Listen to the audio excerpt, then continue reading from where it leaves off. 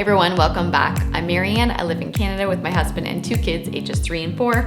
I make videos on simplifying motherhood through decluttering, organization, and budgeting. Today, I am sharing with you 5 steps to doing a no-spend month.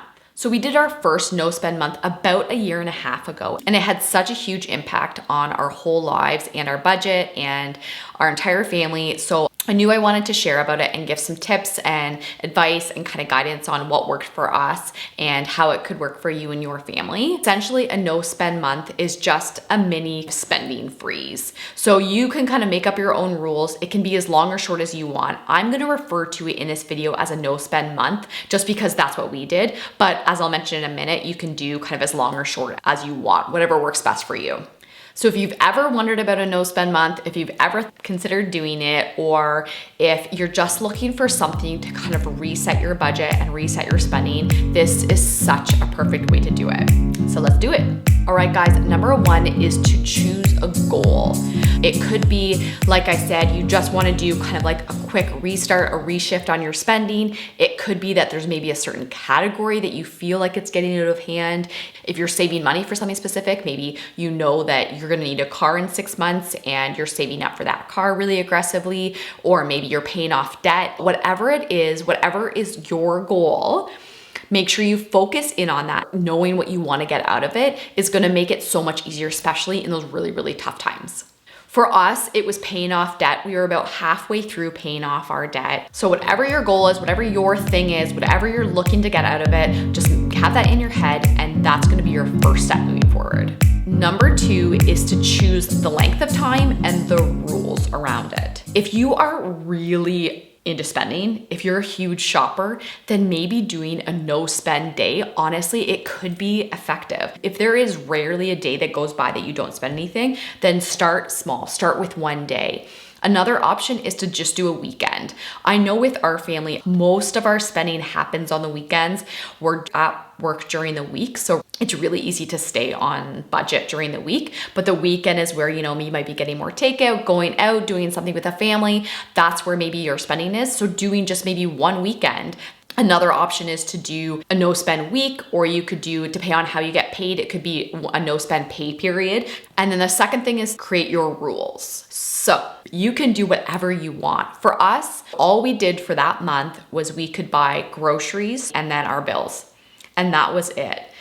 Our rules was that there was no extra spending. Everything that we needed that month, we could either wait until the next month, or we had planned ahead and already got it the month before. And during that month, we had a specific goal. I think it was at the time putting $3,000 towards debt, which was a pretty big chunk for us. We knew that we had to really cut that month in order to make that happen. But you could be anything. If every single Saturday you want to do one activity with the kids, or you want to say, okay, there's no spending except for $10 every Saturday because we want to take the kids to the pool. Or if I really, that you really depend on that coffee every single morning and you're not quite ready to let that go, fine. Then make every other spending gone except for maybe that's your one thing. That's your one spending every single day, and you allow yourself that, but no other spending in addition to that. On the flip side, if there's a specific category that you spend a lot on and that is a real struggle for you, it could be that you just don't spend in that category for that month. Let's say, for example, your weakness is clothes. Then maybe just go a month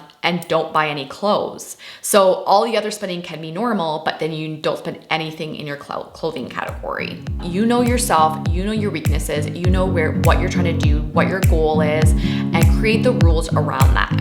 Okay, step 3 is to choose a start date and plan ahead. So you want to be strategic about this. You want to set yourself up for success. And you want to be strategic about your start date. So if you know that in the month of July, you have 3 birthdays and you're on vacation for a week, probably not a good month to choose. We did our no spend month in January. There's not much going on in January. We're not on holidays. There are no special occasions. It was the easiest month of the year to do a no spend. In terms of the prep, let's say you wanted to in the month of February, but you know that there is Valentine's Day, or if you know that it's your mom's birthday or something, and you do want to get her a little something, or you want to plan a little activity, that's fine, but plan the month ahead. So whatever the spending you need to do for that, whether it's ordering flowers or maybe buying movie tickets or something, do that in the month ahead, do that in January, so that you can stick to that no spending and keep flexing those muscles and keep practicing and keep focusing on no spending during that time period. So the key is choosing a start date that works the best for you and your family, and doing everything you can to set yourself up for success. Okay, number 4 is to start and get creative. So during that month or that week or that weekend, it could be either awful and terrible and you hate every second of it, or it could be super fun. Chances are it's probably gonna be a mixture of both, but having this time period that forced us to go outside of our comfort zone and get creative, it honestly turned out to be so fun. It was January, as I mentioned, which is terribly cold. And normally I would not enjoy outdoor activities in the winter. However, having to do things on no budget forced us to get creative, do things we never would normally do. So we skated, we tobogganed, we went on winter walks. We had tons of hot chocolate and marshmallows at home. We came up with a new tradition of a Sunday morning movie, and we, would pile up all of our pillows and blankets, and it was a little family time that we all got together.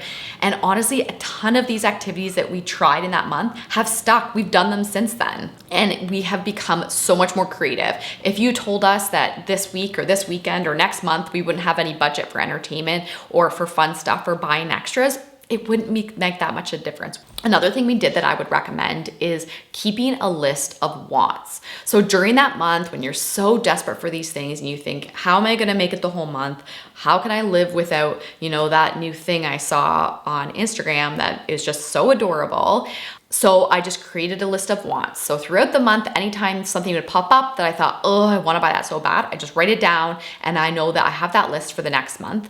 And almost every single thing on that item, when I got to the next month, I thought, meh, either I didn't need it or it could wait another month or another 6 months. And since then we've actually done the same thing with Leo, our oldest. He's 4. And ever since Christmas, we found that he was really into wanting things. He wanted this toy and that toy and this toy and that toy. We created a little list for Leo. He loves adding to the list. He talks about the list. He decided there's certain things he doesn't want on the list anymore because he's realized that they weren't as important as they were maybe 2 months ago. It's been such a great lesson for him to show him that he's not going to get things instantly. He's going to have to wait a little while, but also just the fun and the anticipation. So that's like a nice little tip that I'd really recommend trying. Okay guys, number 5, last step is to soak in the benefits and repeat as needed. There are some obvious tangible benefits to having a spending freeze or a no spend month, and that is having extra money, having extra time, being able to purchase that item you were saving for or pay off that debt or whatever your goal was. But in addition to that, I really encourage you to soak in all the benefits that maybe aren't as obvious. One of the big ones for us was becoming so grateful for everything. It happened without us really even noticing, but without trying, we have become so grateful for everything in our lives. The people in our lives are more important. Since doing the no spend, our goals have become clearer, our priorities have become clearer. And overall, it's just so much easier and to just enjoy everything that you have without that constant feeling and yearning for more. In terms of repeating as needed, I encourage you to do this. We actually haven't done a no spend month since ours in January. However, as I mentioned, it's been about 1.5 years and I can kind of get the feeling now. I think we'd really benefit from another quick reset. And I'm actually almost looking forward to doing it again. I think I might change the rules this time. I think I might do it for a little bit longer. I've also seen other ideas where you buy nothing brand new for a certain period of time, but maybe secondhand items are kind of all your allowed spending. So I'm kind of excited to get creative and come up with some new ideas that I think would really impact our family. I really, really think that once you feel the benefits and have a really successful spending freeze or no spend month, that I really think you'll want to repeat it again in the future. Those are my 5 steps to doing a no spend month. I truly, truly hope that inspires you. I truly believe believe that a no spend month can have such a huge impact on your entire life. If you've been considering it, I really hope you give it a shot. If you have any comments or questions, please leave them below. Thank you for watching, and I will see you next time.